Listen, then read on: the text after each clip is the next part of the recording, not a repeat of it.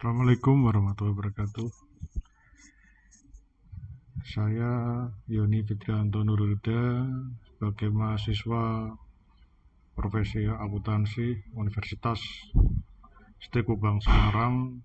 Dalam kali ini akan mempresentasikan yaitu tentang pengendalian mutu audit untuk laporan keuangan SA atau standar audit 220. Itu yang pertama, tujuannya itu untuk memberikan auditor keyakinan yang memadai bahwa audit tersebut sesuai dengan standar profesional dan ketentuan peraturan dan hukum, dan laporan auditor yang diterbitkan sesuai dengan kondisinya. Jadi tujuannya itu pertama agar audit itu sesuai dengan ketentuan-ketentuan yang berlaku, tidak menyimpang dari aturannya. Kemudian laporannya juga diterbitkan pertama dengan sesuai tepat waktu, terus kemudian kondisinya juga sesuai dengan apa adanya tanpa tambahan atau dilebihkan atau dikurang dari hasil laporan audit.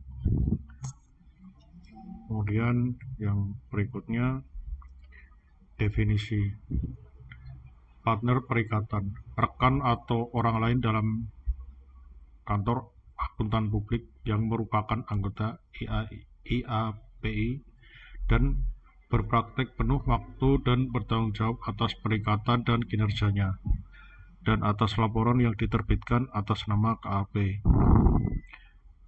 Review dan pengendalian kualitas perikatan atau Engagement Quality Control and Review, suatu proses yang dirancang untuk memberikan evaluasi yang objektif sebelum laporan diterbitkan atas pertimbangan signifikan yang dibuat oleh tim perikatan dan kesimpulan yang mereka capai dalam merumuskan laporan. Itu ada ketentuan-ketentuannya, yaitu tanggung jawab kepemimpinan atas kualitas audit. Itu di sini pemimpin itu bertanggung jawab atas hasil dari kualitas audit itu sendiri. Itu karena penyajian data itu tergantung dengan kebijakan-kebijakan kepemimpinan dari masing-masing perusahaan. Kemudian ketentuan etika yang relevan itu harus sesuai dengan etika-etika yang berlaku, sesuai dengan standar audit. Kemudian independensi, yaitu harus bebas, tidak, walaupun kita sudah istilahnya berkontrak, tapi kita harus menjunjung independensi. Jadi kita tidak ada istilahnya kayak sogokan atau kesannya itu kita membantu untuk menjadikan lebih baik laporan auditnya. Kemudian penerimaan dan keberlanjutan hubungan klien dan perikatan audit, itu untuk bisa melakukan kelangsungan hubungan klien dari tahun ke tahun untuk bisa melakukan audit. Kemudian penugasan tim perikatannya itu dipilih dan ditentukan tim-tim mana saja yang berkompeten dan memang siap untuk diajak untuk melakukan audit. Kemudian pelaksanaan perikatannya, yaitu kemudian pengarahan, pengawasan dan pelaksanaan saat adanya audit, kemudian ada reviewnya juga, konsultasi antara klien dengan tim perikatan, review dan pengendalian kualitas perikatan, dan monitoring. Kemudian untuk audit atas entitas terdaftar dan perikatan audit lainnya di mana KAP, Kantor Akuntan Publik, telah menentukan bahwa EKCR diperlukan rekan perikatan harus, yaitu yang pertama, tentukan bahwa tim EKCR telah ditunjuk, yaitu harus menentukan terlebih dahulu tim-tim mana saja yang berkompeten dan memang di bidangnya untuk ditunjuk untuk melakukan audit sebagai auditor. Pembahasan penting hal-hal yang timbul selama perikatan audit dengan tim EKR dan bukan tanggal laporan auditor sampai selesainya EKCR, yaitu melakukan auditor sesuai dengan waktunya, kemudian laporan hasil auditornya juga harus selesai tepat waktu. Untuk entitas yang terdaftar di bursa, tim EKR juga harus mengevaluasi, yaitu yang pertama independensi, konsultasi, kemudian dokumentasi yang membuktikan kesimpulan. Karena biasanya yang terdaftar di bursa itu benar-benar bisa dilihat sama khalayak orang banyak, karena kan semakin valid hasil audit, semakin value perusahaan itu juga meningkat. Makanya dari tim juga harus benar-benar independen, dia tidak terima suap atau dari menambahi data agar terlihat hasilnya nanti bagus. Kemudian juga berkonsultasi dengan rekan atau dengan klien juga untuk membuat laporan agar pertama tepat waktu dan hasilnya juga bisa dilihat sesuai dengan apa yang diaudit. Kemudian prosedur pengendalian mutu, yaitu prosedur pengendalian mutu memastikan pekerjaan yang diterima dan resiko perikatan dikurangi sampai ke tingkat yang dapat diterima. Itu pekerjaannya juga harus dipastikan juga resiko-resikonya jangan sampai berlebihan, kalau bisa juga dikurangi agar nanti ke belakang atau tidak timbul hal-hal yang istilahnya mencurigakan atau bisa menjadi pertanyaan atau istilahnya ketidakpercayaan dari hasil laporan audit tersebut.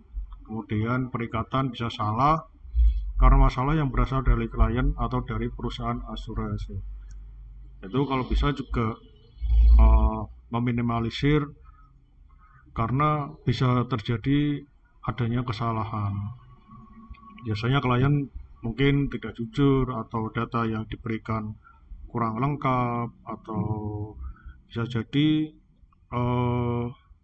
waktu yang diberikan oleh klien kepada tim auditor itu sangat amat mepet, jadi benar-benar tidak mungkin kurang fokus atau kurangnya waktu sehingga kesannya terburu-buru dari pihak auditornya. Kemudian ada 6 elemen kunci dari sistem pengendalian mutu atau kebijakan dan prosedural, yaitu tanggung jawab kepemimpinan atas mutu, persyaratan etika yang relevan, penerimaan dan keberlanjutan atas hubungan klien atau perikatan tertentu, sumber daya manusia, pelaksanaan perikatan dan pengawasan. Itu dari 6 elemen ini bisa kita lihat juga hasil laporan nanti terlihat dari enam elemen ini, karena yang pertama itu tanggung jawab pemimpin atas laporan-laporan yang diberikan atau disediakan, kemudian etika yang baik gimana dalam melakukan audit, terus kemudian penerimaan perikatan yang baik dan berkelanjutan, misalnya sebelumnya atau sebelum di tahun sebelumnya ada audit bukan dari kita juga harus bisa mendapatkan data yang relevan, yang memang harus dibutuhkan. Kemudian sumber daya manusianya untuk tim-timnya harus berkompeten atau memang sudah terbiasa dan tahu penempatannya kalau memang audit ini butuh orang-orang yang kriterianya seperti ini. Kemudian pelaksanaan perikatan benar-benar dihitung agar tidak terlalu mepet dalam melaksanakan auditnya. Kemudian selanjutnya yang terakhir pengawasan agar tidak timbul kecurangan atau agar tidak terjadi salah saji. Berikutnya, penerimaan dan keberlanjutan hubungan dengan klien dan perikatan audit. Mengharuskan kantor akuntan publik menerima informasi yang dipandang perlu sesuai dengan kondisi sebelum menerima suatu perikatan dari klien baru. Nah, ini penting karena istilahnya kita harus tahu perusahaan ini itu seperti apa sih kemudian sebelum kita melakukan perikatan. Terus kemudian misalnya tahun lalu bukan dari kita yang mengaudit, kita perlu tahu juga auditornya sebelumnya itu dari siapa, kemudian data-data yang diperlukan juga kalau bisa juga diminta agar kita bisa mengecek kembali dan istilahnya kontrol berikutnya agar di audit yang sekarang itu sesuai dengan yang dalam artian kalau tahun kemarin harusnya kayak gini, misalnya udah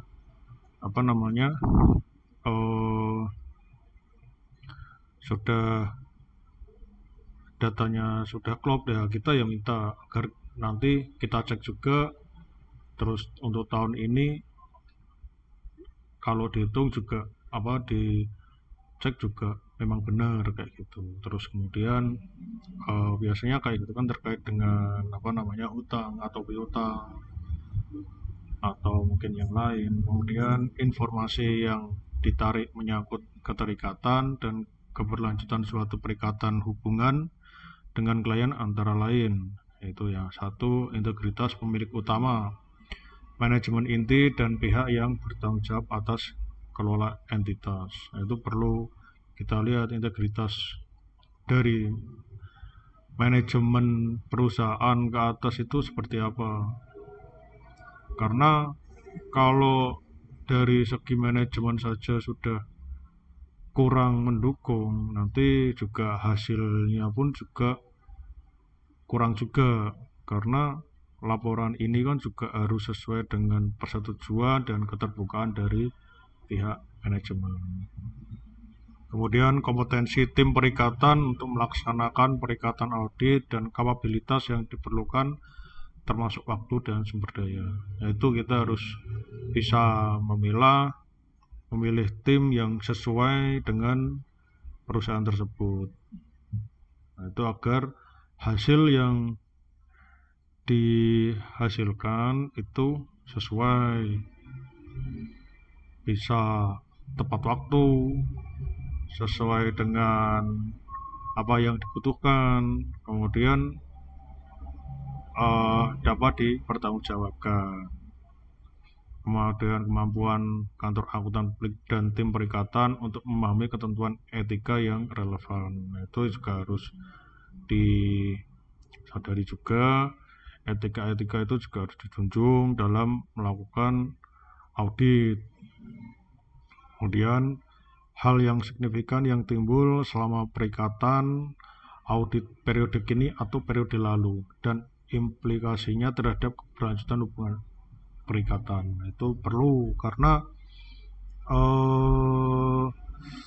dari tahun lalu kemudian berjalan tahun ini, kalau sesuai dengan harapan dan hasilnya itu memuaskan, ya bisa kita lakukan juga untuk yang tahun ke depan, karena kita sudah berkompeten nih, dan dalam artian juga membantu membuatkan laporan yang baik, yang bagus, sesuai dengan kondisi perusahaan tanpa dikurangin atau ditambahi. Itu. Kemudian pelaksanaan perikatan, yaitu arah, supervisi, dan pelaksanaan. Arah tim mencakup komunikasi kepada tim antara lain, yaitu tanggung jawab tim perikatan.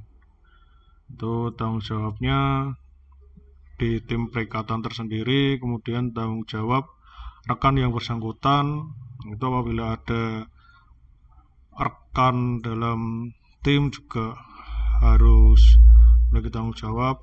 Kemudian tujuan pekerjaan yang dilakukan seperti apa sih, nanti tujuannya, hasilnya yang diharapkan kayak gimana, metodenya seperti apa, kayak gitu.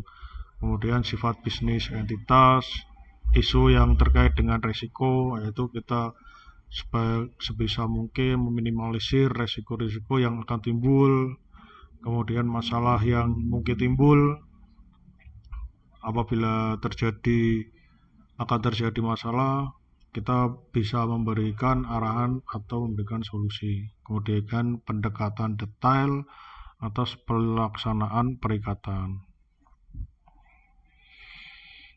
Kemudian kerjasama tim dan pelatihan yang tepat membantu anggota dalam perikatan yang kurang berpengalaman. Karena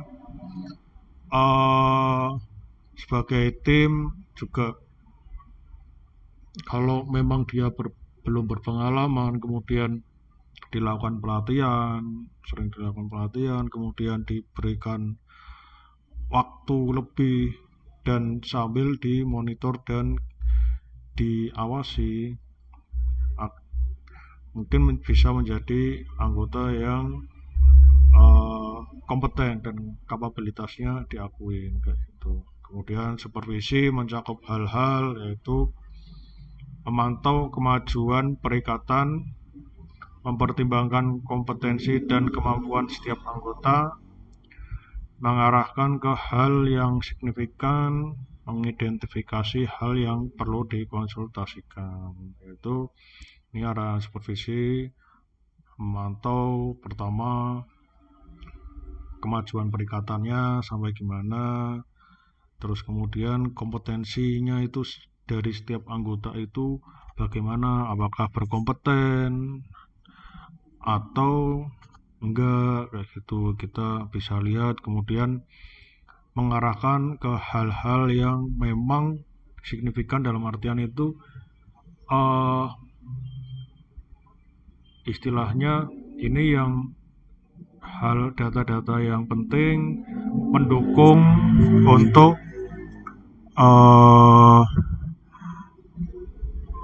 menjadikan laporan audit itu, kayak gitu. Kemudian dapat dikonsultasikan juga kalau ada hal-hal yang baru, kemudian misalnya ada yang kurang, kayak gitu kita juga bisa ngasih arahan. Kemudian tanggung jawab penelaah, yaitu kebijakan dan prosedur kantor akuntan publik. Itu suatu penelaah mencakup hal-hal yaitu pekerjaan telah dilaksanakan sesuai standar audit dan peraturan yang berlaku, hal-hal yang signifikan yang telah diidentifikasi, konsultasi yang tepat, terdapat keputusan merevisi sifat, saat dan luas pekerjaan mendukung kesimpulan yang dihasilkan, bukti yang diperoleh cukup dan kuat untuk kesimpulan. Kemudian tujuan prosedur telah tercapai. Kemudian ada lagi penelaah rekanan terikat, yaitu dia mempertimbangkan atas hal yang kritikal, resiko signifikan, hal lain yang dianggap penting oleh rekan perikatan. Itu di sini ada penelaah, yaitu jelas dia harus melihat hal-hal yang lain. Kemudian penelaah rekanan juga memiliki juga tanggung jawab, serta dia punya hak untuk memberikan pertimbangan-pertimbangan kayak itu, agar misalnya ada resiko yang besar itu bisa diatasi kayak itu. Kemudian apabila ada hal yang penting juga bisa disampaikan kepada rekan perikatannya. Kemudian ada dokumentasi audit, yaitu isu yang diidentifikasi berkaitan dengan kepatuhan, kesimpulan penerimaan dan keberlanjutan hubungan perikatan audit, ruang lingkup dan konsultasi selama pelaksanaan audit. Itu di sini dokumentasinya itu isu-isu apa aja sih yang dapat diidentifikasi saat berlangsungnya audit. Kita menyampaikan kepada klien kekurangan apa saja yang kalau bisa diperbaiki dan dilengkapi. Kemudian menyimpulkan kepatuhan, contoh dalam artian pelaporannya itu harus misalnya layak buku dan layak bayar, kita infokan kayak gitu agar laporannya sesuai. Kemudian kita juga memberikan konsultasi selama pelaksanaan itu pada klien. Misalnya dia ada kurangnya, kita kasih info kayak gimana memperbaikinya kayak gitu.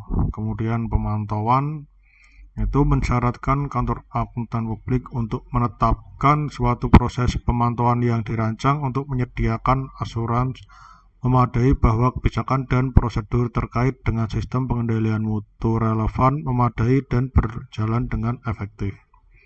Mempertimbangkan defisiensi yang mungkin mempengaruhi perikatan audit. Rekan perikatan perlu mempertimbangkan tindakan yang dilakukan kantor akuntan publik untuk mengatasi situasi tersebut yang dianggap memadai olehnya dalam konteks audit. Suatu defisiensi dalam sistem pengendalian mutu kantor akuntan publik belum tentu mengidentifikasi bahwa suatu perikatan audit tertentu tidak dilaksanakan sesuai standar profesi serta ketentuan hukum dan peraturan yang berlaku, atau bahwa laporan auditor tidak sesuai dengan kondisinya. Demikian presentasi dari saya. Apabila banyak kurangnya, mohon maaf yang sebesar-besarnya. Terima kasih atas waktunya. Assalamualaikum warahmatullahi wabarakatuh.